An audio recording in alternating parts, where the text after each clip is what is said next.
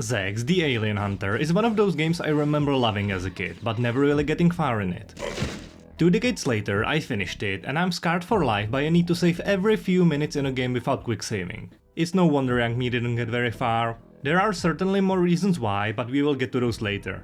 Zax is a 2001 isometric shooter developed by Reflexive Entertainment and published by Joe Wood. Both companies had some pretty successful games later on and were then acquired by Amazon and Nordic Games respectively. Zax was first rumored to be an RPG in the vein of Diablo, but with a dash of sci-fi setting. When the demo came out, we got a twin-stick shooter, and for release the game got marketed as a Quake meets Diablo.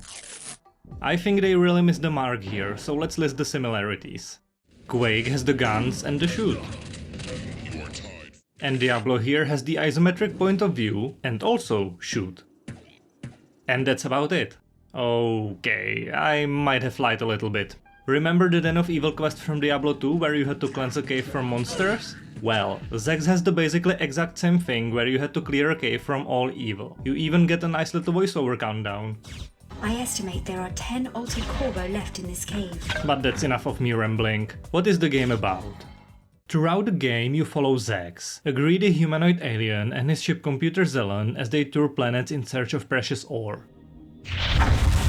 What was that, babe? We are under attack. Origin, planetary surface. Ugh!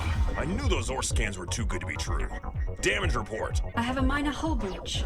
Propulsion systems are failing. Life support systems, failing. All other systems, unaffected. Let's set her down the best we can!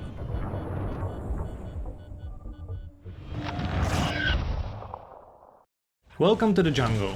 You are going to die. A lot.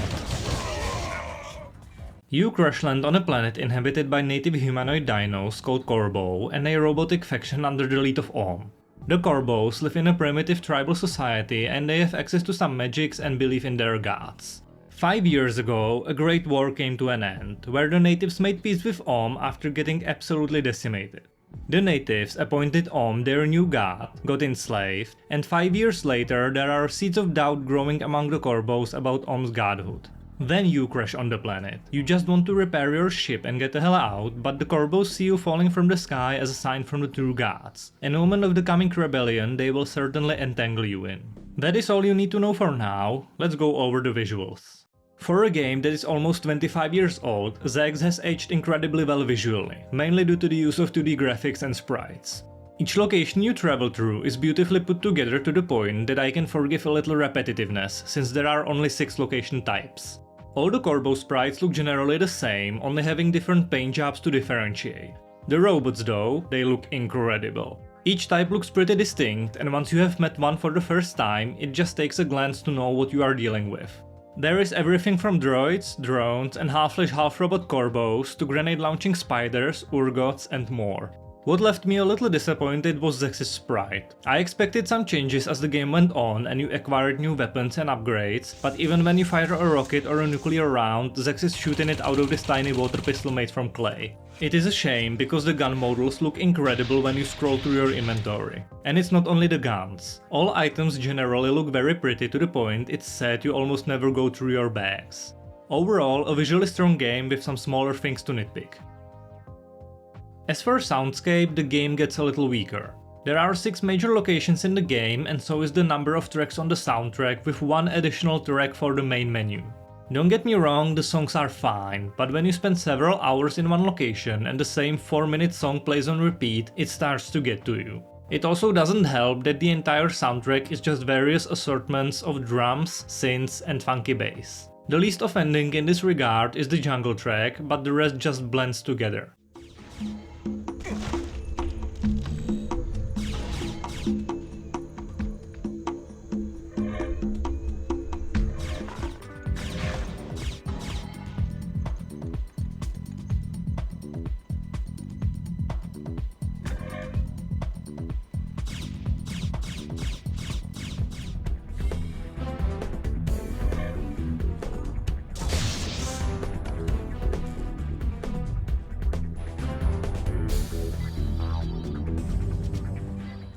Then you get a moment of silence when the music stops playing for some reason and you notice the game is absolutely silent.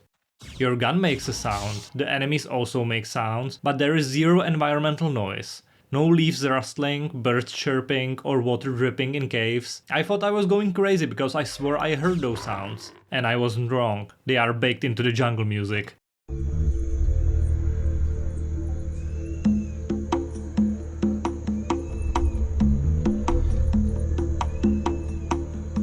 The other locations don't even have that. Also, the footsteps are there. I just had to triple my Windows volume to even hear them.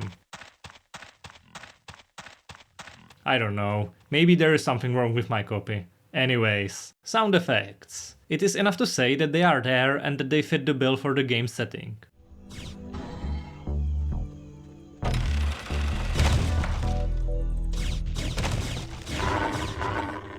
Better you than me. A few weapons stand out, for example the pistol, and mainly the heavy barrel.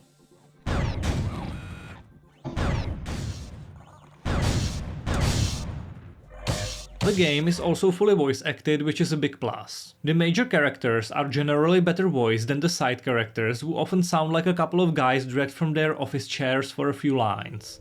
Din has sent word that the gods have sent a warrior from the stars to aid us in our rebellion. How can anyone help us? Have you seen how many metal demons there are? Yes. The most you will hear from is definitely your ship computer Zelon. Zax, I'm attempting to lock onto his speech patterns. Your translator should be working momentarily. Got it. You should be able. And then Zax and Valeth. Thank you for rescuing me, stranger. My name is Valeth, and I was to be given the virus of metal very soon. Please, tell me that you are here to rid us of I'm not here for anyone. I'm just looking for this ore here. The villains of the story were made to sound so evil that kind of sounds like angry Batman from the Dark Knight trilogy. Do not approach the altar without the knife of sacrifice. And Azapan sounds just downright orcish. How dare you defile this holy place? You have cruelly given the Corvo a measure of hope. I shall make an example of you and your defiance. Hail to The gameplay of Zax is not very complex. You move, you shoot, you find ore, and you craft new toys to shoot even more. Cool. Very simple and very satisfying. The crashed ship acts as your hub that you can return to with the help of some crystals spread around the map. Don't ask me how that shit works. There, you can heal, create new weapons, and get some upgrades. The weapons come in two varieties. They either rely on physical ammunition or energy. The physical weapons like pistols and rocket launchers are generally stronger, but the ammo is harder to come by. Counter to that, energy weapons can be a bit weaker, but the ammo is very easy to find. Whenever you kill a robotic enemy, it drops a floating orb. The blue ones replenish your weapons energy and the orange ones your shields. The variety of weapons is also decent, with there being around 15 weapons total, but it is a little unfortunate that most energy weapons are just different versions of Zetnik Atel. So far, this is all quite normal shooter game stuff, but the studio added some things that at the time were not that common in this type of game. Zax has an actual story more so than just aliens escape contagion, go shoot them, or zombies exist, go shoot them. And don't get me wrong, these kinds of games are not bad as long as they are fun, but here the devs try to go for a little bit more elaborate storytelling, and I think it went a long way in immersing the players in the setting. Next, they added some light puzzles to break up the action, and I'm kind of impartial to them. They range from reflecting a light beam to the right crystal, finding levers and buttons, or stepping on platforms in the right order.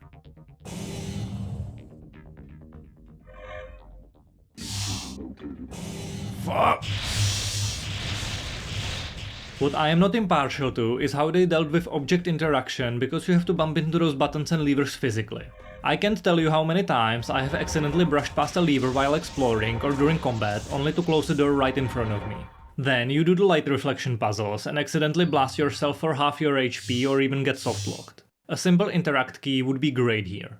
Lastly, there is the issue of enemy spawning. There are two ways enemies show up. They have either been placed there manually, which is fine, or they appear from these infinite spawners. Now when I tell you that each of these purple spawners has a console that you can destroy to deactivate it, it may not seem so bad.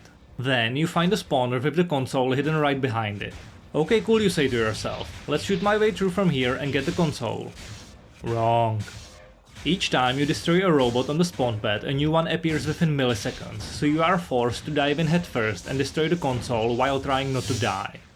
Also, there are red spawners that can be deactivated, so good luck with that.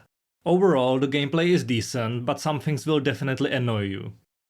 As of today, Zax is not available on any online game store, so it is considered abandonware. If you still somehow have a physical copy, then go and give it a spin. It even runs from the get-go on modern Windows. Otherwise, you can vote for Zax on GOG's dream list, so they might try to bring it back, or visit Zomslayer. Zomslayer is a solo project to bring back old, otherwise unavailable games in a ready-to-play package with some improvements to boot. Their copy of Zax comes with controller support and some other quality of life things.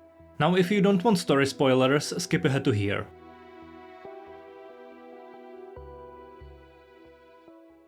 Not enough minerals. Is the theme here. You crash landed on a planet and your ship computer Zelon runs a few scans. Thankfully, all the damage is repairable with what you can find around, it's just a matter of collecting it. These half-flesh half-robot corbos are definitely not making it easy though. It seems that the leader of robots, is making abominations out of the natives. You go about your business and find this corbo shaman called Valef, who was about to be given the virus of metal.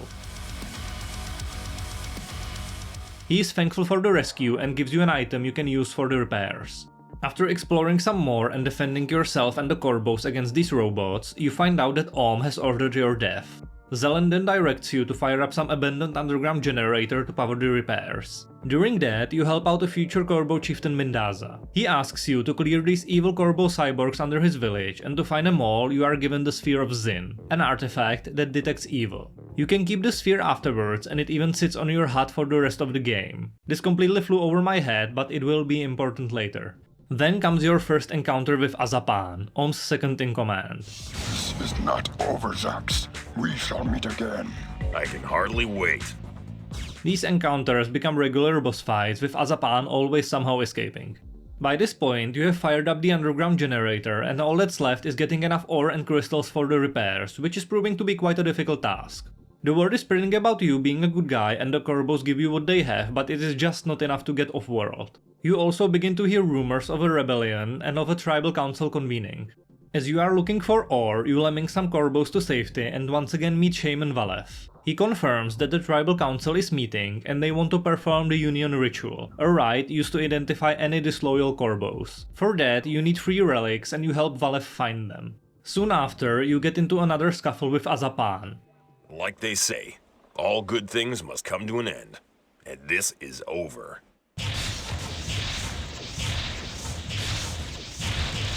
How'd that taste?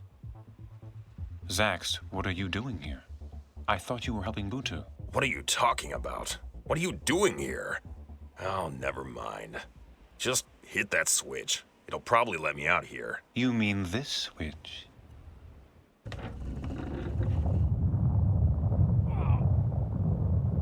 Damn it. You get captured by the robots and taken to a work camp deep in the north. They took all your stuff away, so you play through a weird stealth section to get it back, and then you set off again, this time looking for a way to escape. Also, please kindly disregard the crystals that teleport you back to your ship.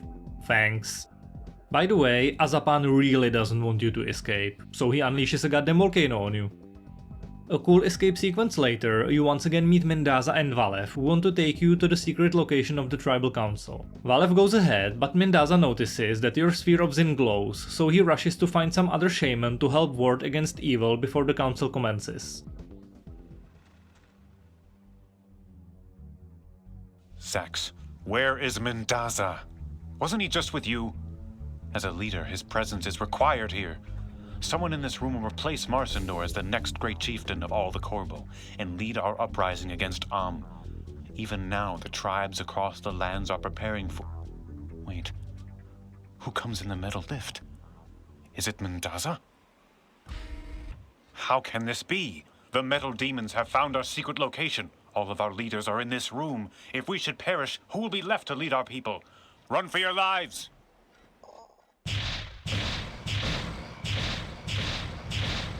That went well. The only major Corbo figures left alive are Valef, who managed to escape the bloodbath, and Mendaza, who rushed off right before the council. This all smells because someone had to leak the secret location of the council. As for you, you've had enough. There is just one thing left to do. Exterminate Om. You soon find Mendaza captured by the robots alongside the shaman he went looking for. Valef though is nowhere to be found, so he is probably captured by Om and about to spill all the Corbo beans. After saving Mendaza, he helps you infiltrate Om's mothership by way of magical illusion, and you obliterate every robot you find until you stand before Om, a huge robotic Silithid. You defeat him in a very anticlimactic boss fight and... Wait, what's Mendaza doing here? Mendaza! Am is dead. Zax, you have saved our people from but I have discovered a horrible secret. It was Valef all along.